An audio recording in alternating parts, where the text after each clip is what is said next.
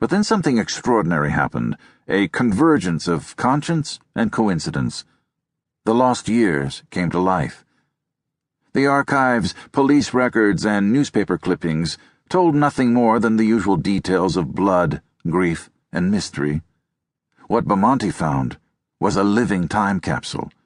He broke into it and was now in the process of rearranging the pieces. From his home in the Pend d'Oreille, he phoned Parsons and explained what he was looking for. "Just hoping you can help me out with a few details about what happened in 1935, Bill." The older man cut him off. He knew all about Bamonte and the case that had become his obsession. "I wondered why you didn't call earlier," Parsons said, speaking in a halting and whispery voice. Bamonte could hear the strained breaths, the sucking of oxygen. "You come by," Parsons said. "I'll be here."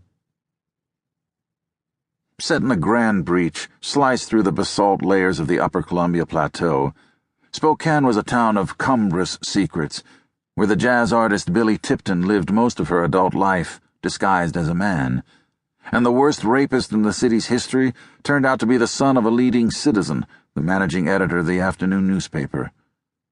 Butch Cassidy, leader of the Hole-in-the-Wall gang, is said to have spent the last third of his life there, living off the earnings of his 19th-century bank robberies as a quiet citizen with an impeccably neat lawn. Though historians had maintained that Cassidy died in a Bolivian shootout in 1909, his sister Lula Parker Bettinson said in a deathbed interview in 1970 that her outlaw brother lived on in Spokane until 1930. "The law thought he was dead, and he was happy to leave it that way," she said.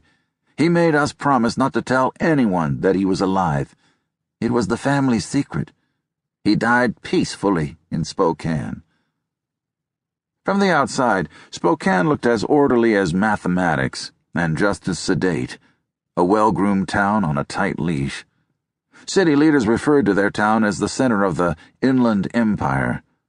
But the city's worst critics, natives who left and swore never to return, sometimes referred to it, in a swipe at the century-old booster slogan, as the hub of the ingrown empire, a reservoir of buried personal histories.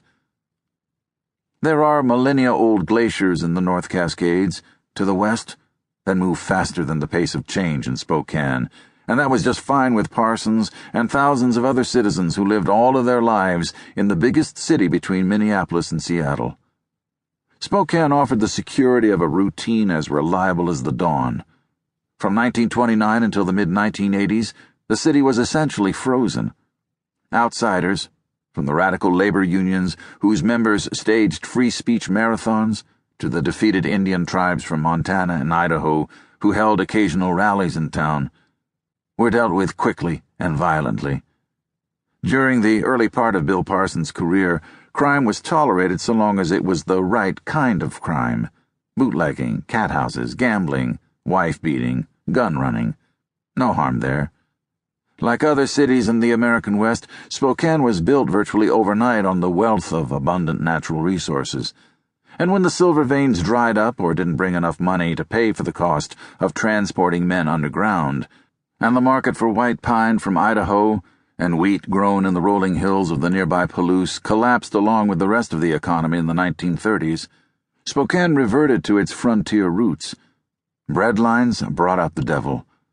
For all but the most serious of crimes, the law was nothing more than what a given police officer said it was. Thinking about those first days now, Parsons would have preferred to dwell on the small triumphs: a shootout that he walked away from, a winning foot race with a fleeing felon, a burglary ring cracked. He fused instead on a flick in a lifetime, knowing very well that this one asterisk, unearthed by Bamonte, could well define him in the years to come. When Bamonte arrived at Parsons' house, he found a man as thin as broth, pale and gaunt, attached to an oxygen machine. Jerry told the visitor that her husband was dying of emphysema. Parsons peered through thick black glasses, blinked as if startled by a headlight, and extended a hand. He said a few words, but his voice was so weak that Bamonte had to move his ear next to Parsons' face to hear him. Now that the interrogator was in his home, Parsons seemed relieved.